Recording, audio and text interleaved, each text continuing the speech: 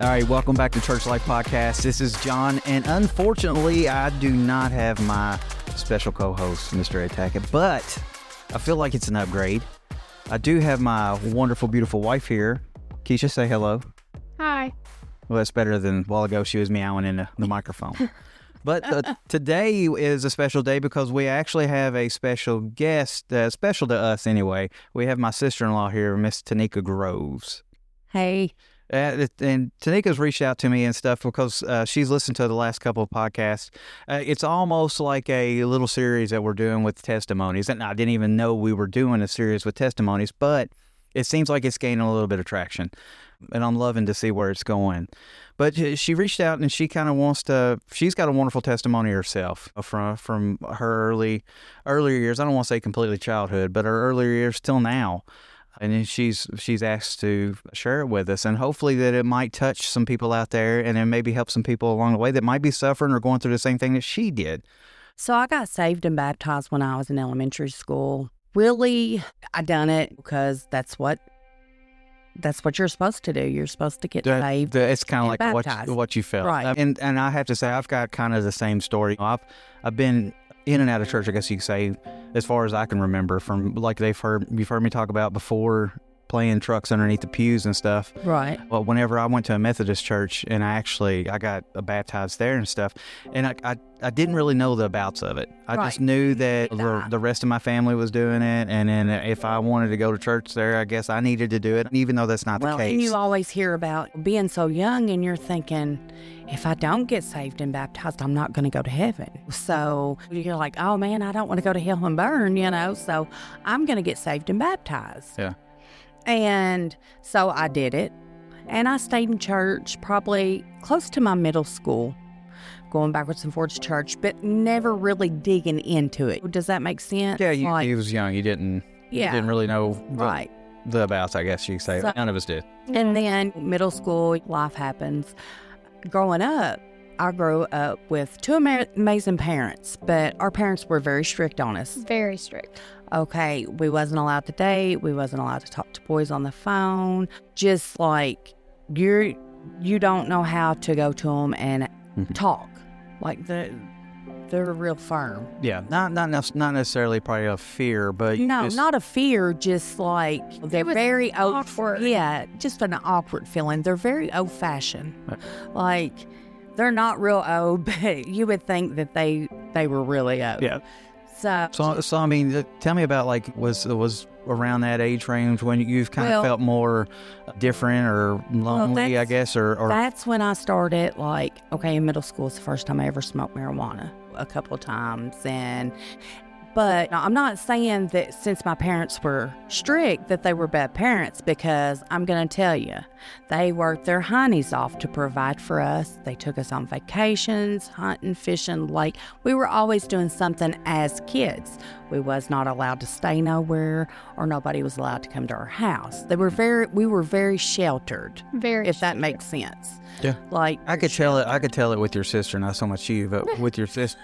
But that's because she moved out. Yeah. She left me. She left you high and dry. I left her. So we were very, very sheltered. So when I turned 18, I left because I thought, what drove you? I had rules that my mom and dad, like no dating still. At 18 years old, I still wasn't allowed to date, or they didn't like me going places. Or it was lots of questions. Or, how are you going? Yeah. Or who's going to be there? And sounds like a typical parent to me. Right. But it was more like drilling. Yeah, I got you. So it's like, okay. And I can remember when I did leave, my mom sent the cops. Oh. Yes, I was 18 years old, and she sent the cops to where I was at. And they were going to be like, okay, you got to go home. And I'm like, I'm 18. I turned 18, And they were like, oh, well, ma'am, we can't make her go home, And leaving at home at 18 was very, very hard on me. Mm-hmm. Like, at the time, I thought it was the best thing in the world. Nobody's going to... You felt free. Yeah, I felt free. Yeah, what 18-year-old that all of a sudden just acquired no rules, exactly, no responsibility. But I had been dating a guy that, We were dating off and on since middle school, and he was doing bad things, and my parents did not approve at all. And so I moved in with him. And I did finish high school. I was still in high school when I was 18, but I still finished high school.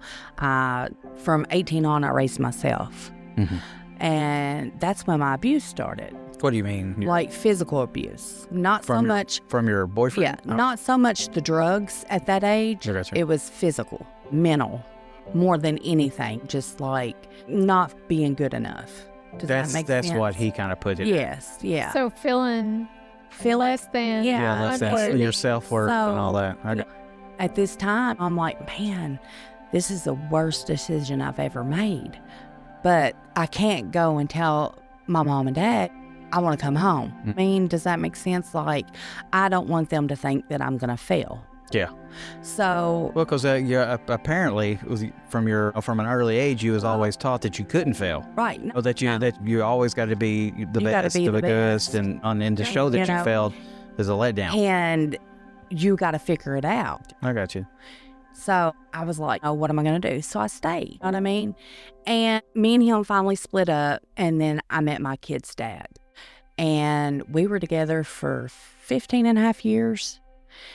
And he started dibbling and dabbling. At first, it was great. We were straight out of high school, doing what we're supposed to do, and then he started dibbling and dabbling.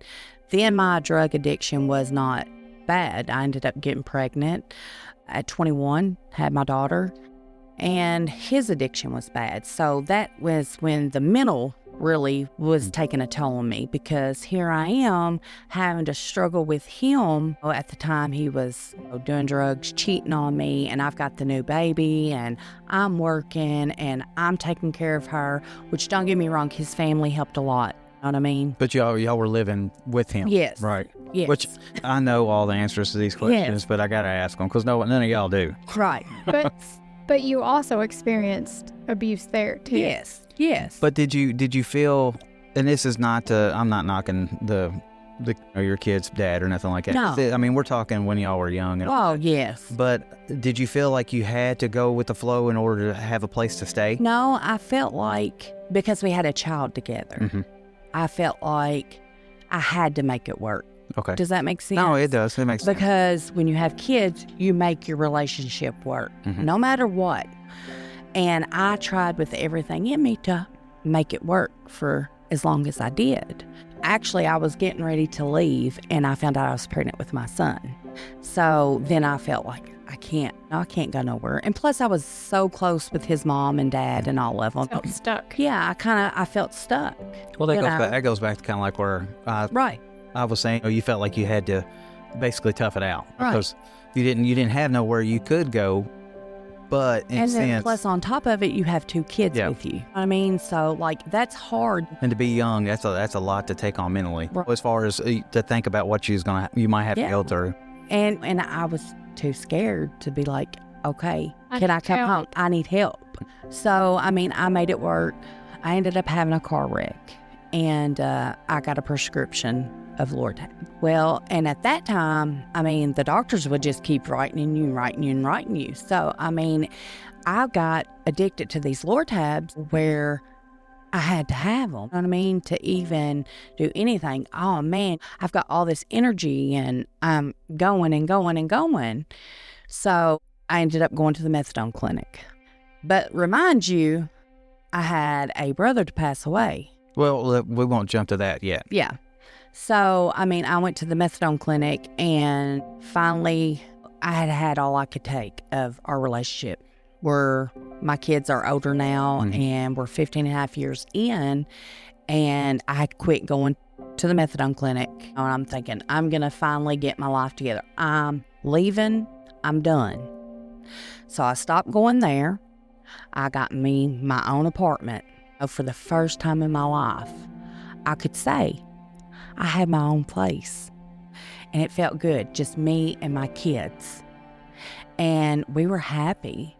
And it was so good. I mean, I worked, I paid all my bills because I didn't get child support. Now, don't get me wrong, his family would help and this and that. But I mean, I've pretty much done it by myself. Mm-hmm. Then I ended up meeting somebody that was older, had a past, but had been doing good for many years. While me and my kid's dad was still together, I ended up losing my brother. And my brother had a past. Everybody knew that. Mm-hmm. My brother was an amazing person. He was the life. He could walk in a room and light it up. He's the life of the party, even if there wasn't a party. I mean, growing up, I'm blessed because me and my brother and sister, we are very close siblings. We've always grew up close because... Yeah, we had a special bond. Yeah, it's crazy because they didn't allow us to go nowhere or do nothing, but we had each other. You know what I mean? Y'all created your own. Yes, yeah. Own entertainment. I could only imagine. Yeah. I'm telling you. So, I mean, we had an amazing bond as three. So, when I lost my brother, I thought, I'm done with the methadone. You know what I mean? Thought that was what was going to kind of set you straight. Yeah, But because I can remember being at my brother's funeral, and one of my mom's cousins walked up to me. And it didn't make sense at this time that she said this to me. But now, I think it was like, for one addict to live, another addict dies. Wow. So, in a way, that was telling me my brother was dying to let me live. Does that make sense? Yeah.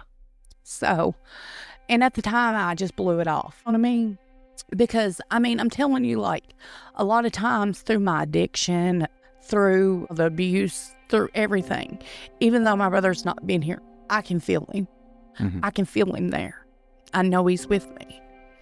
So, that took a toll on me. So finally, and I told it, my kid's dad, I couldn't do it no more. I left and I got my own place. It was an apartment and it wasn't much. All my furniture was gift to me. Had been my grandma's or somebody else's. But it was decorated. Let me tell you, it was decorated. It was nice, but it was mine for the first time in my life. I had something. I think you've always had a little Martha Stewart in you. Yeah, I do. I love to decorate. As far as I can remember. It was mine, and I had worked hard for that. Mm-hmm. And I had worked hard to get from everything I've been through since I was 18 till then. And I was 33, I think, at this time.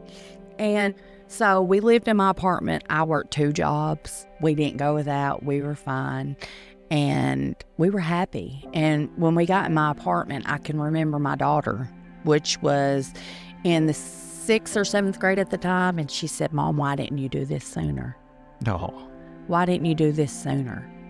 At that point, did you kind of realize, I didn't know that they was paying attention? Yes, I did. I didn't think that they paid attention to anything. You know what I mean? Mm-hmm.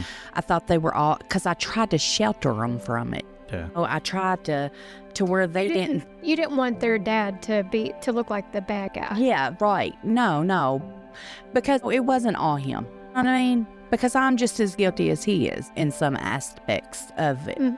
Because, I struggled with mine some too. I can remember you, taking up for him. And I'm like, why is she taking up for him? Because I felt like my kids was so young.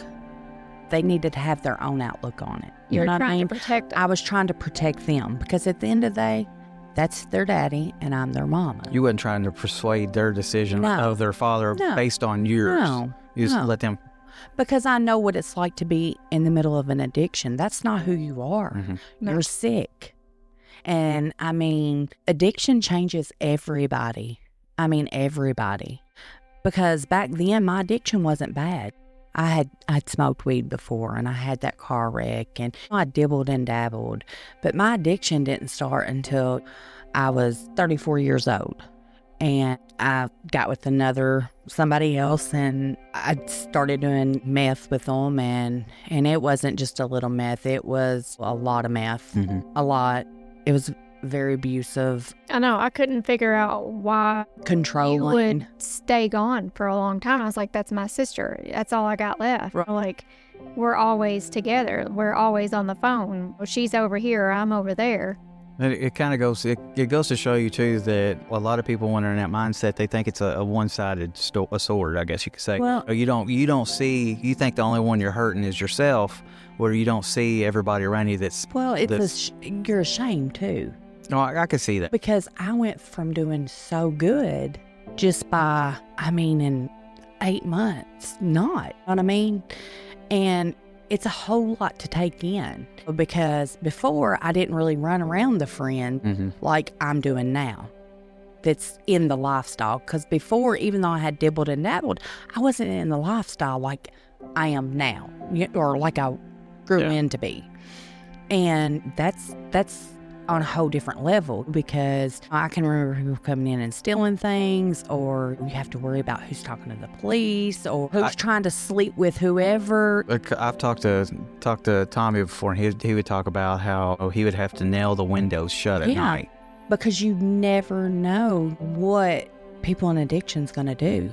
And I'm not saying they're all bad, by no means. No. Because I have met some of the best people in my life that are addicts or recovering addicts. But it was a lot to transfer, you know what I mean, to that kind of life. Does that make sense? And when I did, I ended up, I think it was like 90 pills I ended up taking, trying to take my own life. I can remember. What set you to that? Because you don't just wake up one day. Depressed, just of what I no way. You know what I mean?